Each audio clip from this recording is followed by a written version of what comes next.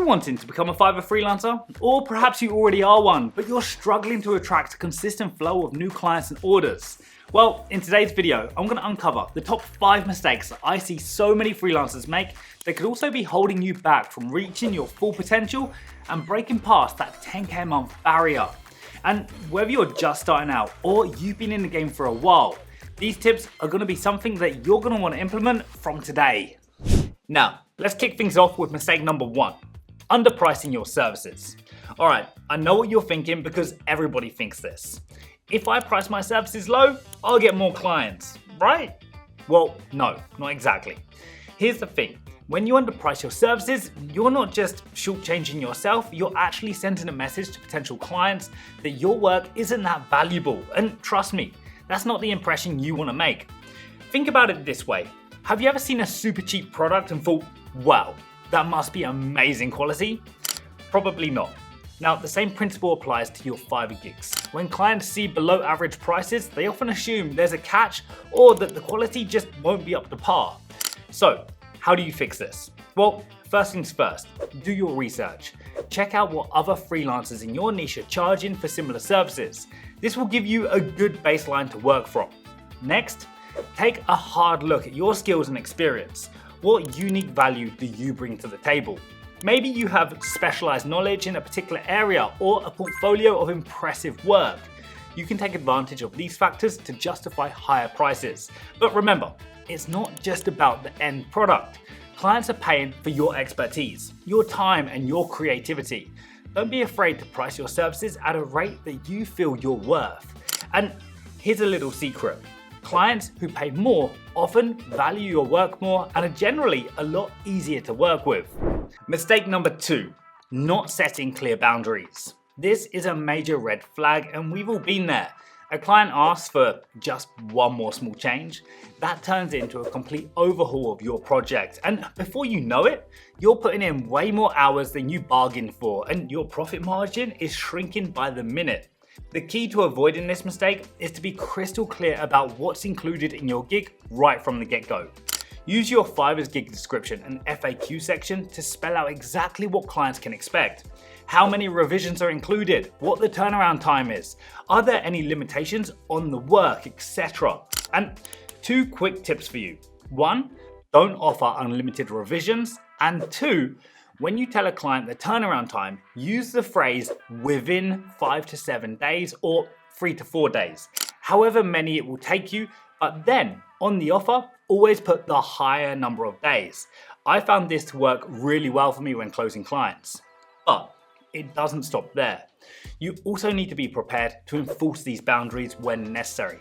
Now, I get it. It can be uncomfortable, especially when you're just starting out.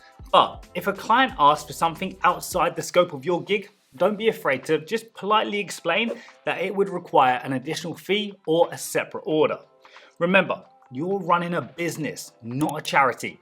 It's okay to say no to unreasonable requests or to charge for extra work. In fact, setting clear boundaries will actually make you more professional in the eyes of your clients. They'll respect you more for valuing your time and skills. All right, we're halfway there. Mistake number 3 now, poor financial management. Now, I know numbers aren't everyone's favorite thing, but hear me out, because this could be the difference between freelancing success and constantly struggling to make ends meet. Now, one of the biggest pitfalls for freelancers is not setting aside money for taxes and spending your earnings as soon as it comes in. Now, when you're self-employed, there's no employer automatically deducting taxes from your paycheck. That responsibility falls on you, unfortunately. Now, a good rule of thumb is to set aside about 30% of your income for taxes. Now, I know it might seem like a lot, but trust me, it's better to have too much saved than to be scrambling when tax season rolls around. Another common issue is not budgeting well for the quiet times. Freelancing income can be unpredictable, with busy periods followed by slower ones. That's just the life we live. Now, to avoid that stress during these quieter days, weeks, or months, try to build up an emergency fund. I'd say aim for at least 3 months of living expenses saved up. And let's not forget about pricing for profit. Now, it's not enough to just cover your basic expenses. you need to factor in things like software subscriptions, equipment upgrades, and most importantly, your time spent on admin tasks and client communication. All these factors should somehow be built into your rates that you charge clients. Mistake number 4, lack of marketing. I get it, you're on Fiverr, so why do you need to worry about marketing, right? Wrong. While Fiverr is an amazing platform, relying solely on it for all your clients is a risky strategy. Don't believe me? Then go watch my video on why freelancers should actually stop using these platforms. As I mentioned, how I lost more than $7,000 on Fiverr and all my clients overnight. And on that note, think of it this way. You wouldn't put all your eggs in one basket, so why would you put all your clients on one platform?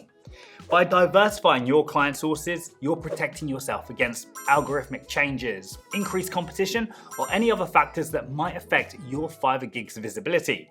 So, how can you market yourself outside of Fiverr? Well, start by creating a professional website or portfolio. This gives you a place to showcase your best work and provides potential clients with more information about your services. Plus, it makes you look super professional. Next, get active on social media. Choose platforms where your target clients hang out. For example, if you're a graphic designer, Instagram and Pinterest might be a great option. If you're a writer, Twitter or LinkedIn could be more your speed. Share your work, offer tips and insights, and engage with others in your industry. But don't forget about good old-fashioned networking either. Join online communities related to your niche, attend different events, and don't be shy about telling people what you do, because you never know where your next big client might come from. And here's a pro tip. Consider creating content that showcases your expertise. This could be blog posts, YouTube videos, or even a podcast. Not only does this help establish you as an authority in your field, but it also gives potential clients a chance to get to know you and your work style before they even place an order. Okay, the final mistake, not continuously learning and improving. The truth is, everything is changing by the day, and standing still is the same as moving backwards. The skills that are in demand today might be outdated tomorrow, so it's crucial to keep learning and evolving. Start by staying up to date with trends in your industry, subscribe to relevant blogs, follow thought leaders on social media, and maybe even join some professional organizations. This will help you spot new opportunities and stay ahead of the curve. And of course, don't be afraid to invest in yourself. For example, when was the last time you took an online course, workshop, or even signed up to a webinar? Plus, these investments in your education can often be written off as business expenses come tax time. But learning isn't just about formal education. Pay attention to feedback from your clients. What do they love about your work? Where do they think that you could improve? This feedback is gold, so use it to refine your skills and improve your services.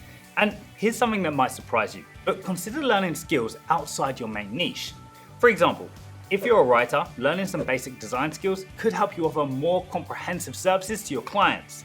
As the more versatile you are, the more valuable you become, with a bunch of paid optional extras you can add to any gig. But remember, the goal isn't to become a jack of all trades, master of none. Instead, think of it as adding complementary skills that enhance your core offerings. This can help you stand out from all the other freelancers who just copy each other. And there it is, the top 5 mistakes freelancers make on Fiverr and how to avoid them. Now, if you've got any questions or feel like there are more mistakes that I missed, then go ahead and drop them in the comments below.